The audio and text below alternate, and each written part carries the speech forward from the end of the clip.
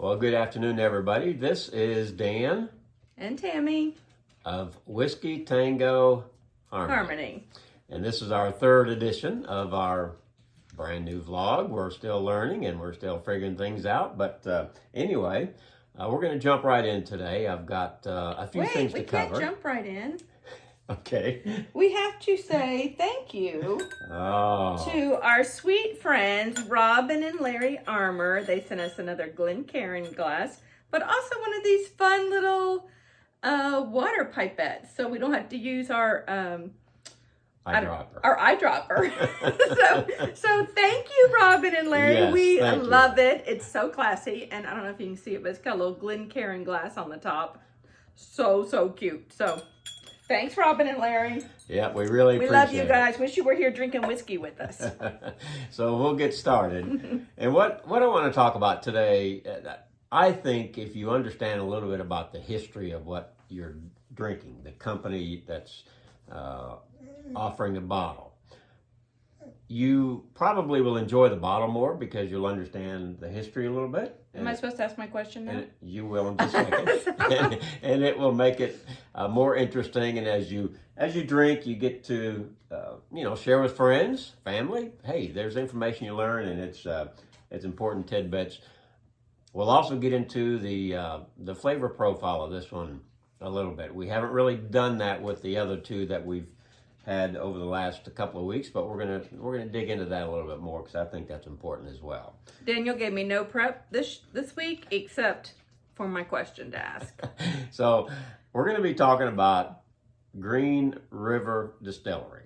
This is the Kentucky bourbon, and this happens to be the 10th oldest distillery company in the state of Kentucky. Now, there's a little bit of history. Do you know how many are in the state of Kentucky? I do not. We're going to have to research that. We're going to have to research that, and we're going to have to let you all know, because there's a lot of legacy distillers, and there's a lot of the newer distillers that have been in business for 10, 12, 15 years. Like the craft distillers, yes. They call them. Yeah, they've got their own whole craft distillery tour, just like the legacy bourbon distillers. tour. Yeah, the bourbon tour. So the bourbon trail. The bourbon trail, yes. Yeah. So as we get into just a little bit, and it's a lot of information. I've kind of got my cheat sheet here because I want to make sure that I get all this correct. But this company reopened its doors in 2020. They had gone out of business, as a lot of distilleries had over the years, when Prohibition hit, and they no longer offered whiskey. Well, in 2020, they reopened their doors. And their first offering in 22 that was of significance was this bottle right here. Left. No, there isn't much left, and I really have enjoyed this bourbon. But this is made from 5-year-old barrels. Bourbon that's been, or whiskey that's been maturing for 5 years. So it was a good offering for a brand new company that just opened back up again. It wasn't like your typical 2-year-old stuff or 3-year-old stuff. So it has, I was going to ask you what has a lot more depth and profile to it than what a lot of those do. But as we talk about this, and I'll just, again, there's a lot of information here, but this company won Best of Show in the Paris Exposition in 1900 as an American bourbon. So they're using the same recipe again? Yes, it's the same recipe. They picked it right up.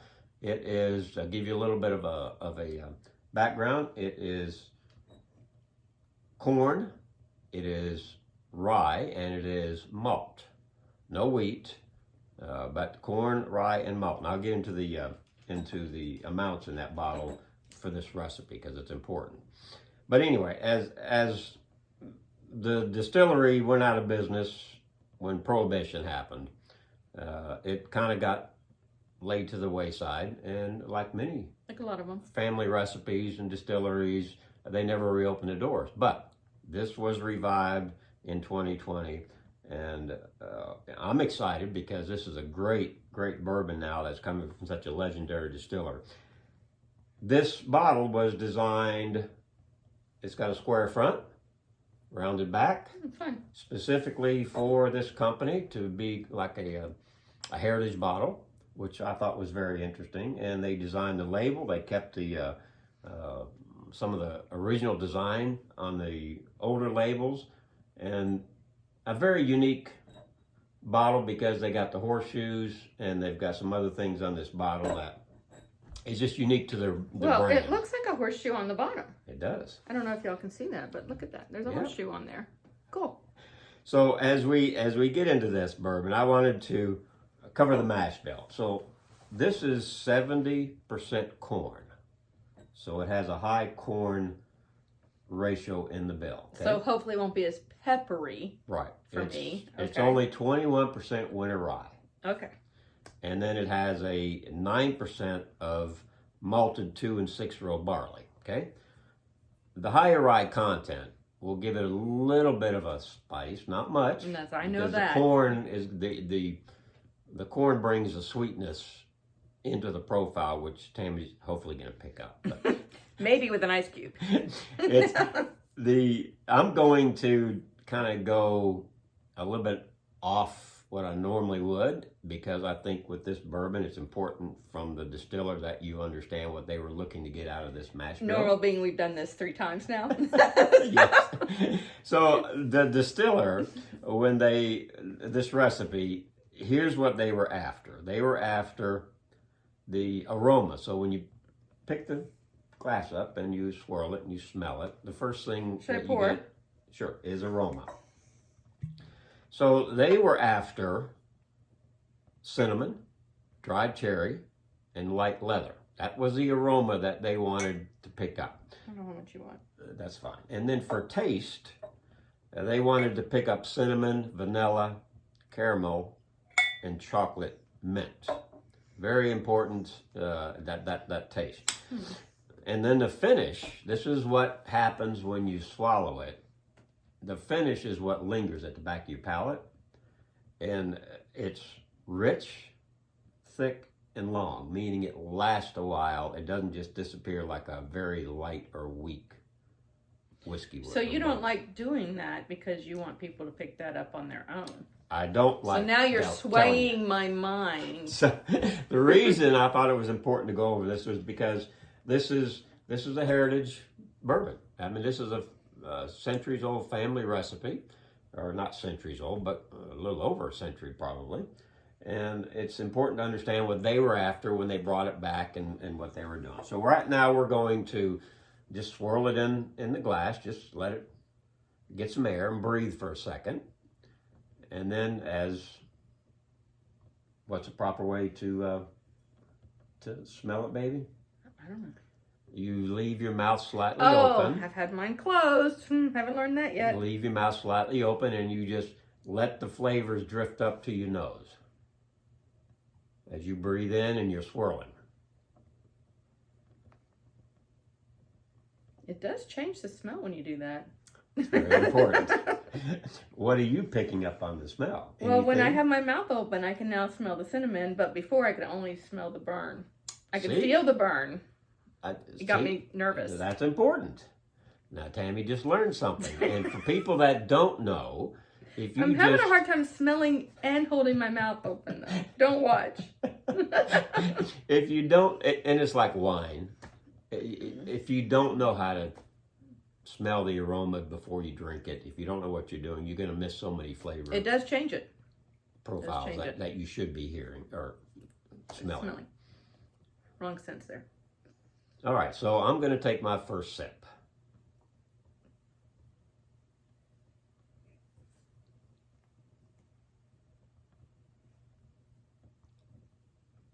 Did you get all that?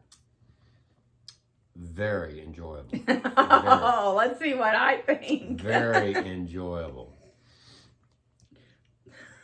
I'm always nervous. Go ahead, Tami.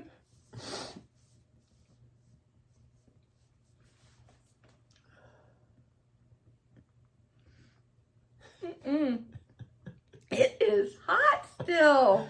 It's burned the top of my mouth on this one and the back of my throat.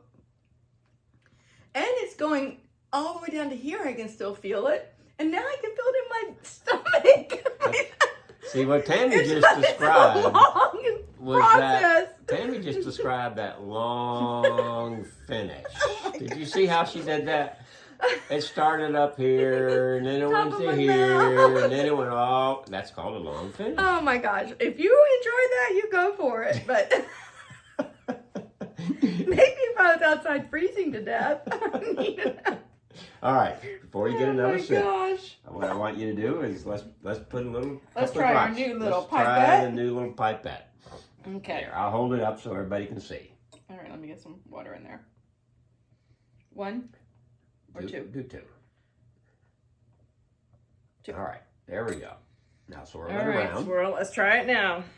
And I would suggest you get another smell, because it's probably changed that a little bit. It usually opens up the bourbon or the whiskey a little bit more. I can smell the sweetness, like the caramel now. Very important. I'm trying to keep my mouth open, but I just can't do it. I feel silly. Okay, let's try this again.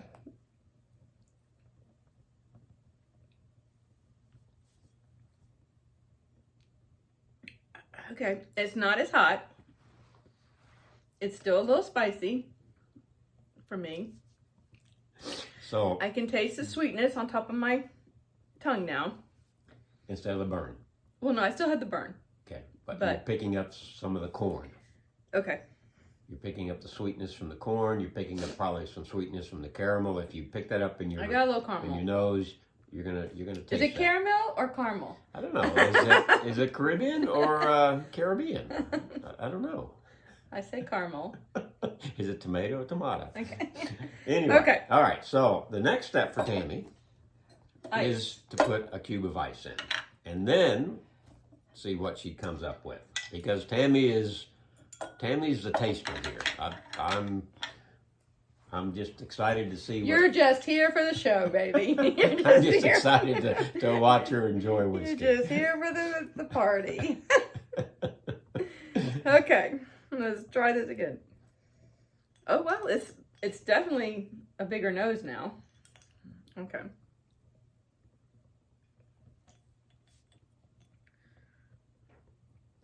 It's still a little hot. Mm-hmm. I think it got hotter again. Well, that's interesting. Yeah. It's more burn with the ice on this one, and it took out the sweet. Well, that's pretty neat. See there, that's what happens because her taste buds are completely different than mine or yours or anybody else's. And when I took my second sip, I immediately picked up some of the tobacco, and I immediately picked up the caramel, and I immediately tobacco. I had a slight taste of oak. And so for me, that second sip was even more enjoyable than the first, but I'm going to take my third sip now. My second sip was more enjoyable than the third. So it's funny. Last week's I liked it with ice, but this week I like it with just water. On this, my third sip, it became much more rounded.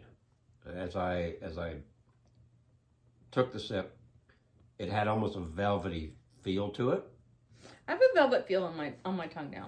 And yeah, I do. And so, as I was enjoying it, the notes of the leather and the caramel really came out on this one. And the finish is long. I'm still tasting the finish, and you've seen several Me seconds too. ago was my last sip. So It's still warm in my belly. Green River, great bourbon. They offer a rye, they offer a wheated expression, they offer a barrel proof expression as well. But one of Kentucky's legacy distilleries that is back in business after Prohibition shut everything down. And I'm glad to see it. Glad that they kept and designed a bottle that harkened back to the days when this was all pulled by horses and they used manual labor for a lot of things. So how much is this bottle? This bottle is around $35, or at least it was when I bought it. And I'm assuming you can probably pick it up at a retailer for that. So now we're going to talk about something that might be of interest on another note. Oh, we are? Do you have your question? You remember what it was? Oh, I forgot we were going to do that. Oh, okay. So I have seen on whiskey labels or bourbon labels something about sour mash. Okay. What's sour? Does it make it sour like a sour beer?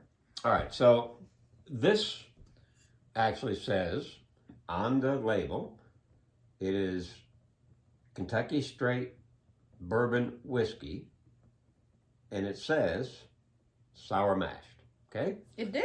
Yeah. Let me see. If it's not on there, it's on the back. So what is the difference between a sour mash bourbon or whiskey and something that's not sour mash? It's all in the distilling process, the fermentation process, to be more exact.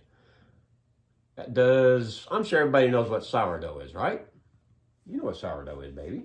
I do, but not to embarrass you, but I do not see sour mash anywhere on this bottle. Well, okay, let's talk about sour mash anyway. Let's talk about sour mash because it's on there. I'll show you in a minute. Okay.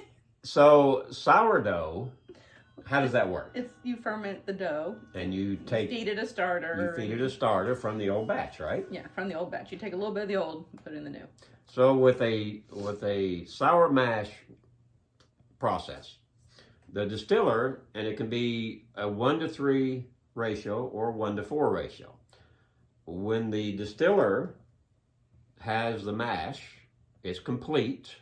They've now drained all the alcohol out of it. They discard the mash. It's spent. Now, a lot of it is used for cattle feed. Do the cows get drunk? The cows are not drunk. The cows don't get any benefits other than its food. So to keep the consistency of their flavor, as well as the same bacteria, they use 1/3 of the old mash. It's actually like a wild yeast, I think. It is. They use 1/3 of the old mash, or 1/4, and they put it in with the new mash. So it brings the pH down to a level that keeps the bacteria from rising in the new mash as it's being fermented, and it keeps the flavor profile going that is unique to that particular strain of mash. So that's why it's called a sour mash recipe. So not everybody does that? Most bourbons use a sour mash process. In reality, there is no difference. It's a labeling thing. It's so that you know that's what they're doing, and that's how their recipe continues to stay consistent throughout their bottling. So if it follows the same logic as sourdough, that means sour mash whiskeys are healthier for you. I'm loving her even more. I'm loving Tami even more because are now we getting healthy microbes? This just became a health drink. I bet we could write it off on our our card, our health insurance card. Like, will it qualify? So anyway, a little bit of history there, a little bit of background on Green River Bourbon and the different things that I've enjoyed about it, and hopefully you'll go out and pick up a bottle. Hopefully you can find some. And I thought of a dual purpose for this bottle with this little horseshoe on the bottom. You could dip it in paint and do crafts with it. Always thinking. Crafty stuff. Always. Crafty. The bottle that keeps on giving. Yeah. I love it. I love it. You can repurpose it. All right. So that's all for today. That's enough. That's enough. Yeah. I think what I'm going to do is I'm going to finish what little bit is in here because and then I can go do some crafting. Yeah, and then Tami can have the bottle and do crafting and do whatever she needs to. So that's all. Please put a like in there, comment, subscribe, tell your friends. Pass us along. Yes. We will get better, we promise. Thanks for sticking with us this far. We are going to get better. We will slowly but surely get better. Hopefully you've had a couple laughs. Hopefully you've learned some things, and hopefully you'll go out and buy yourself a nice bottle of bourbon. The thing that you need to do is drink with us. Then you'll think we're funny. After a couple of sips, everybody's funny. Exactly. All right. All right. Bye we'll for see now. you all. See ya. Bye-bye.